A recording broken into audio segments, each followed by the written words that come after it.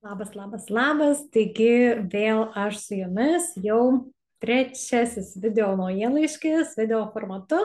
Ir tiesiog, kada jau man susikaupia įvairių naujienų arba tiesiog noriu pasipasakoti ir išsikalbėti, tai ir padarysiu tokį naujienlaiškį, ne tai, kad planuosiu ten konkrečiu metu jį išleisti, bet kad tai būtų nepriverstinis organiškas dalykas. Tai kas manęs nepažįstate, esu Neringa, Etsy verslo mentorė, Etsy klubo įkūrėja ir daugiausiai kalbu Etsy tema, taip pat pardavimų, produkto pateikimo, na ir galbūt ateityje labai greitai ir kitų platformų temomis kalbėsiu, bet dabar koncentruojamės į Etsy, turime dar ką ten nuveikti. Ir šiandieną turiu trumpą, neilgą sąrašiuką, ką norėsiu Jums papasakoti. Esu jaukiai įsitaisiusi savo studijoje. Tai, kas klausote dar 2023-aisiais, tai jau įžengėme į kalėdinį periodą, jau tą aktyvų, nors pardavimų prasme, Etsy prasme, tai jau čia yra beveik pabaiga šio sezono šventinio. Na, bet klientų, pirkėjų prasme, tai yra pats karščiausias metas ir kas prekiauja, pavyzdžiui, Lietuvoje arba artimesnėse lokacijose, tai tikrai aktyvus metas. O Etsy mums jau galbūt, pavyzdžiui, siūsti į Ameriką ar Australiją yra šiek tiek per vėlu. Tai būtent ta iš pirma temelių, ką noriu pasakyti, tai kad kas prekiaujate Etsy jau dabar ir siunčiate fiziškai savo produktus, aš rekomenduoju padaryti tokį pradžioje prierašą ir parašyti, kad aš produktus išsiųsiu nuo jūsų užsakymo per tiek ir tiek dienų, bet pristatymo iki kalėdų negaliu garantuoti, tai priklauso nuo pašto kurjerinių tarnybų, ar ne, jūs esate kaip pardavėjai, kas prekiaujate Etsy, atsakingi už produkto išsiuntimo laiko. Už produkto atvykimą pas klientą jūs nesate atsakingi, bet, na, klientų reikėtų informuoti, ar ne, kad tai yra, kad jūs siunčiate iš Lietuvos ir jeigu klientas yra Kanadoje, Amerikoje, Australijoje ar kažkur kitur toli, yra tikimybė, kad produktas, na, gali laiku nepasiekti, jeigu tai yra dovana. Vienas dalykas, ką galima padaryti, aš esu irgi pati asmeniškai tą darius ir klientams rekomenduoju ir išbandę, kad jeigu klientas nupirko ir tikrai nori tą daiktą padovanoti kažkam, bet netyčia įvyksta taip, kad produktas neatvyko laiku, nepasiekė, galima padaryti tokį kaip digital failiuką, atvirutę, su to produkto nuotrauka, parašyti, kas tai yra, ar kad tai yra tavo dovana, bet, na, tiesiog per kalėdų karštinę nespėjo laiko atvykti ir kai tik atvyks, jinai tave pasieks. Ar ne, tas klientas gali padovanoti tam, na, žmogui, kuriam skirta ta dovana, tą atvirutę kaip dovanų čekį su pranešimu, kad dovana dar pakeliui. Na, toks šiek tiek tarpinis saugus variantas, kad jeigu visgi nori tos dovanos. Tai jūs galite klientui pasiūlyti tokį variantą, susimakituoti su Keno tokią atvirutę ir pasiūlyti klientui, kad jeigu apsidraudimų, jeigu netyčia, matom, kad netvyksta, mes tada atsiunčiam jam tokį failiuką, tokią atvirutę elektroniškai, ar ne, ir jūs galite ją padovanoti tam žmogui ir tada jau produktas galbūt atvyks kelios dienos po, ir tada jau gyvai jisai gaus tą produktą, tai toks gal netgi tam žmogui, aš taip įsivaizduoju, jeigu aš tokį gaučiau, man tokio nekantrumo įneštų iš tikrųjų, kad aš jau matau, ką aš gausiu, bet dar reikia palaukti. Tai čia toksai kaip mini draudimukas variantas, kurį esu išbandžiusi ir tikrai labai puikiai suveikia toks dalykas, negu, sakykime, atšaukti, nors esu ir atšaukusi keletą užsakymų, kada įkrito berods ar savaitę prieš kalėdas ir klientė, na, nepastebėjo, iš kur siunčiama, kažkaip nesužiūrėjo ir sako, ne, visgi noriu atšaukti, nors aš padarius, pavyzdžiui, savo parduotuvę be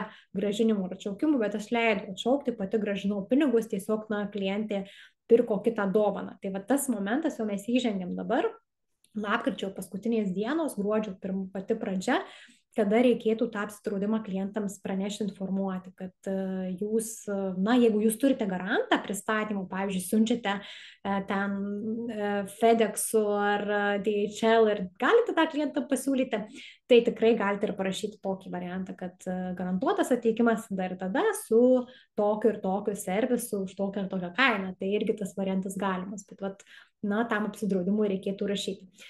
Kita vertus, nereikėtų nusiminti, jeigu pardavimai šiek tiek jau ir sulėtėja gruodį, nes gruodis aktyvesnis prekybos mėnuo yra tada, kada klientas tikrai gali greitai gauti produktą, o man, pavyzdžiui, asmeniškai geriausias metuose mėnuo yra sausis. Tai aš labiau laukiu tą gruodį ir džiaugiuosi, kad jis pas mane būna ramesnis, gruodis pas mane ramiausias mėnuo. Tarp kitko raštus tai perka, nes perka dar kažką nunerti greitai, jeigu sugeba. Bet šiaip gruodis pas mane yra ramiausias mėnuo.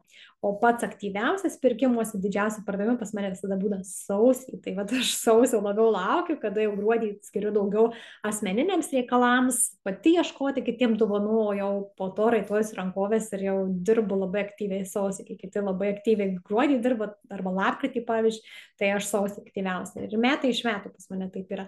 Tai jūs, kada prekiaujate esi arba prekiausite galbūt ateityje, tai irgi pamatysite, kad jums gali labai skirtis.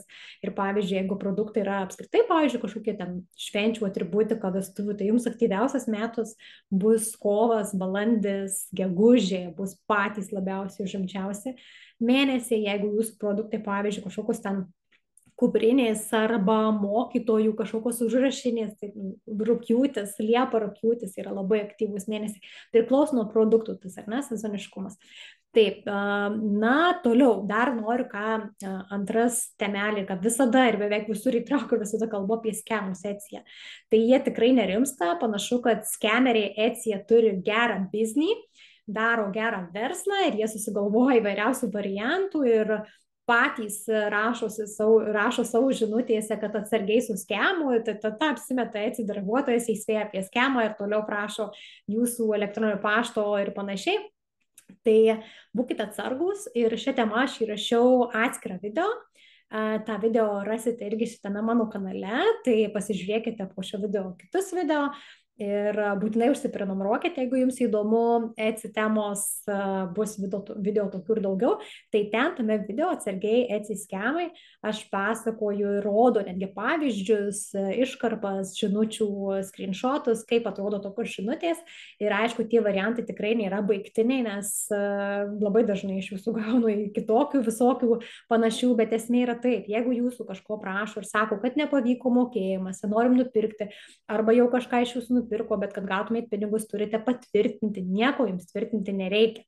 Tai vienintelis dalykas, ką reikia patvirtinti, jeigu esate Etsyje naujokas ir kada įvyko pirmasis pardavimas, jis įvyksta ir įrasite pre-orders, tai gali tekti patvirtinti banko sąskaitą, bet tai padarote pačiame Etsyje. Ne per jokius žinutes, ne per jokius e-mailus, bet pačiame Etsyje prie savo nustatymų. Ten, kur yra mokėjimų banko nustatymai, ten rasite patvirtinimą, ne kažkokiais išoriniais kitais kanalais. Tai jeigu jūsų prašo kažko už Etsy ribų patvirtinti, arba netgi pačioj to žinutėje paspausti kažkokią nuorodą, ne. Tai yra skemas ir sorry, bet toliau dirbkite ir laukite savo tikrųjų pirkėjų, tai būtinai pasižiūrėkite tą mano video ir ten aš jau detaliai išsamei parodau, kaip atskirti, ar tikrai žinutė iš Etsy, nes kartais būna, kad ir Etsy prašo, bet labai retai ir tai eina atskirti. Tai ten yra parodyta kaip.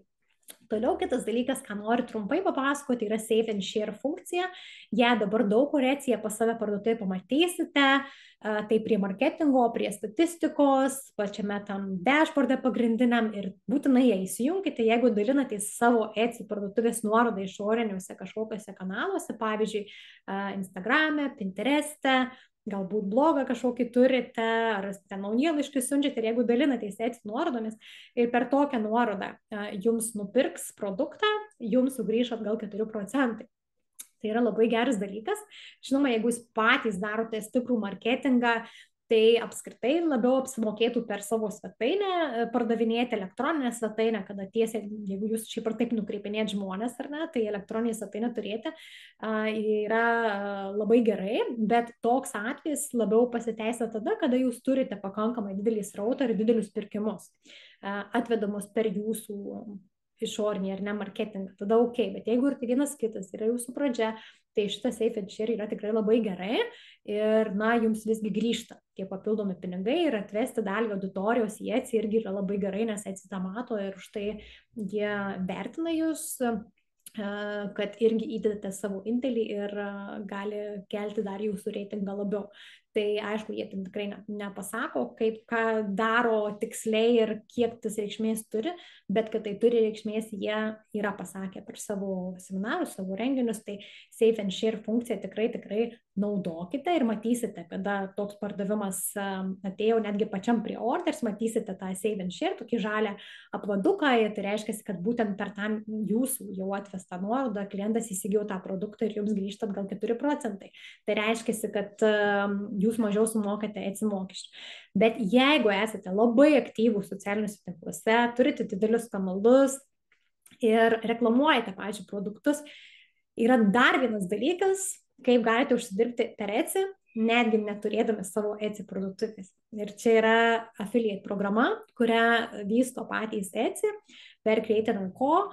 Ir aš tokią programą irgi dalyvauju, nors aš ten per Pinterestas, šiek tiek Instagramą, naujienlaiškių turiu ir tikrai nesu labai didelį influencerį ir daug to nedarau, bet jau man gal ten susikaupė netoli 100 eurų yra ir ten gaunam atgal 5%. Ir dalykas tas, kad Save and Share funkcija, kurią turi visi Etsy pardavėjai, grįžta 4%, bet tik nuo jūsų pirkimų. Tai reiškia, jeigu klientas per tą nuorodą atėjo į jūsų parduotuvę, bet kažką nusipirko toliau Etsyje, pasivaikščiojo ir iš kažkieno kito, jūs nieko negaunat. Gaunat tik tada, kada nupirko jūsų produktą. O ta affiliate programa veikia 30 dienų cookie, tai reiškia, jeigu per jūsų tą affiliate nuorodą atėjo klientas į Etsy ir panarstė po Etsy ir beleko prisipirko iš kažkieno kito, jūs nuo visų tų pirkimų gaunate 5%. Tai yra tiesiog, tas toksai uždarbis iš affiliate, iš rekomendavimo, reklamavimo. Ir jeigu turite, pavyzdžiui, Pinterest aktyvų arba Instagram aktyvų, tai tikrai galite tą naudoti, bet tai yra jau per atskirą programą registracija, atskiros tam tikros taisyklės, reikia šiek tiek jau turėti, tų sėkiau, dabar neatsimenu tiksliai kiek, virš 500 ar 1000. Ir, bet galima tą vystyti. Tai bet jeigu įdomi šita vieta, nes čia nėra grinai apie Etsy, affiliate galima daryti su skirtingom kompanijom, bet čia affiliate apie Etsy yra. Tai, man įdomi šita vieta buvo, aš dėl to registravausi, bet registracija yra visiškai atskira, netgi galima, dabar aš tiksliai, berods, tikrai galima, netgi neturint savo Etsy parduotuvės. Tai jeigu įdomu, pakomentuokit po šį video. Ir aš padarysiu visiškai atskirą mokymą, čia YouTube nemokamai, būtent apie tą Etsy affiliate programą. Tai jeigu matysiu, kad poreikis didesnis, tai tikrai tokį įrašą parašysiu, padarysiu jau su video skrynu, kur eiti, kaip užsiregistruoti, kaip viskas veikia. Tai, bet noriu žinoti, kad bus žiūrinčių. Tai apie tai, bet jeigu turite Etsy parduotuvę ir šiek tiek pasidalinat savo nuorodom, tai būtinai tą Save and Share nuorodą naudokite. Dar vienas dalykas, apie ką paskutiniu metu aktyviai kalbėjau, tai apie Etsy ir individualią veiklą, nes dažnai labai sulaukiu klausimų ir per seminarus, ir asmeniškai, kaip čia man dabar aš Etsy, ar man reikės mokesčius mokėti, ar kiek man reikės tų mokesčių mokėti, ar aš čia turiu įmonę turėti, arba tiesiog galiu pinigų pasisiūsti, ir jeigu taip ir vienaip kitaip. Tai dabar žiūrėkit, kaip yra. Pas mane Instagram'e yra įrašas, jį kažkodėl tai Facebook'e jį išėmė Etsy, nes aš buvau parašęs Etsy, buhalterija ir mokesčiai, ir nežinau, kodėl jiems pasirodė čia pavojingas tas įrašas ir aš čia kažko bandau nelegaliai kažką padaryti, tai jie Facebook'e pašalino mano šitą turinį, kaip nesaugu ir jums pavojinga. Instagram'e paliko, bet nuėmė vizualus, tai prasme nuotraukytis, ir ten buvau sudėjus tokius klausimus, ką klientai manęs klausia šitais klausimais, bet tekstą paliko, tai va tekste yra tas atsakymas. Tai dar aš būtinai padarysiu blogo įrašą, bet jeigu trumpai, tai yra taip. Kai jūs registruojatės Etsy, jums nereikia nieko turėti, ta prasme, savo asmens dokumentą reikia turėti, jums nereikia įmonės kažkokios turėti, netgi individualios veiklos. Jie iš jūsų nieko nereikalauja. Tai Etsy jie nežino, kokia yra 200 valstybių skirtingos veiklos visokios rūšys ir kur ten ko reikalauti, ir jie šito nesirūpina ir iš tai nėra atsakingi. Bet kai jums persives pinigai jūsų sąskaitą, lietuvišką, arba jeigu gyvenat kitoje valstybėje, pagal tos valstybės įstatymus, Lietuvoje, jeigu jūs gaunate kažkokias pajamas, bet kokias pajamas, už jas turite mokėti pinigus. Kaip viena iš kolegių buhalterių pasakė, nemokamų pinigų nėra. Tai reiškia, jūs negalite gauti jokių pajamų ir už jas neatsiskaityti. Nu, pavyzdžiui, alimentai galbūt ten taip, ar ne, ten kažkokia išmoka, bet jau valstybė ten sutvarko kitaip. Bet jeigu jūs gaunate pajamas iš savo veiklos, jūs turite mokėti mokesčius realiai nuo 1 euro. Na, nebent ten pradėję būna, kad pirma individuali veikla ten kažkiek laiko atleidžiama nuo mokesčių, bet jau čia niuansai, ar ne? Tai žiūrėkit, dabar, kai įkrenta pinigai jūsų sąskaitą, jūs turite juos kažkaip apskaityti, deklaruoti. Tai jeigu jau turite kažkokią įmonę, galite pinigus iš atsigavimus nukreipti į tą įmonę ir apskaityti įmonės veikloje, kaip iš kažkokios, sakykime, papildomos veiklos prekybos internetu. O jeigu ne, tai lengviausias variantas yra atsidaryti individualią veiklą. Tai nueinate į mano VMI ir išsimate individualios veiklos pažymą tą pačią dieną ir viskas, ir veikite, ar ne, ir gaunate pinigus į sąskaitą ir po to po metų reikia, iki gegužės 1 reikia deklaruoti. Jeigu nesate draustas, tai tada kas mėnesį reikės mokėtis PSD, šiuo metu 58,63 €. Ir valstybinio socialinio draudimo mokestį, ten po to gyventojų pajamų apskaičiuoja jums deklaracijų, ar ne? Kiek jums ko reikės mokėti, aš pasakyti negaliu. Manęs dažnai klausia, aš negaliu, nes šitie dalykai yra priklauso nuo to, ar jūs turite samdomą darbą, ar ne. Galbūt jūs esate senjoras, senjorė, galbūt ne, galbūt jūs turite ten daug vaikų ir tas neapmokestinamas kažkoks ten prisitaiko, ar ne. Neįgalumas vėlgi lemia tam tikrus dalykus. Aš jums pasakyti šitų dalykų tiesiog negaliu. Aš nesu finansininkė, aš nesu mokesčių darbuotoja, aš nesu sodros darbuotoja. Turite skambintis ir išsiaiškinti arba susirasti buhalterį, kuris jums suskaičiuos ir parodys. Tai tiesiog ne mano kvalifikacija, ar ne, sakykime, kad tam tikri ir teisiniai klausimai kartais manęs klausia apie autorinės teisės, kas susijęs su ECI, ar ne, tai tam tikrų dalykų žinau, bet kai yra subtilūs kažkokie teisiniai klausimai, na, tai yra ne mano specialybė, ar ne, aš esu ECI pardavimų, ECI auginimo lektorė ir mokytoja, bet ne mokesčių specialistė. Tai jau ten turite eiti ir klausti, ką daryti. Aš pati asmeniškai ką darau, aš turiu šiuo metu individualią veiklą, nors kitais metais jau planuoju galbūt mažą bendriją ar MUAP atsidaryti, šiuo metu individuali veikla. Ir aš kas mėnesį užsideklaruoju avansų savo pajamas ir susimoku tiek PSD, tiek VSD, o kai jau deklaruosiu už metus, pasižiūrėsiu, ką ten man supliusuos, suminusuos ir susimokėsiu, kiek dar truks. Pavyzdžiui, ten jeigu dar gyvybės draudimų kažkokiu, 3 pensiją mokat ir panašiai, tai dar gražinasi gyventojų pajamų mokestis, ar ne, tai vat yra daug tų niuansų, dėl ko aš negaliu šito dalyko tiksliai jums skaičiuoti pasakyti. Netgi jeigu jūs man pasakysit savo tiksliai situaciją, aš tikrai neapsiimsiu atsakomybės jums suskaičiuoti jūsų mokesčių, nes visgi tai ne mano yra darbas ir ne mano kvalifikacija. Neprisimu tikrai tokios atsakomybės.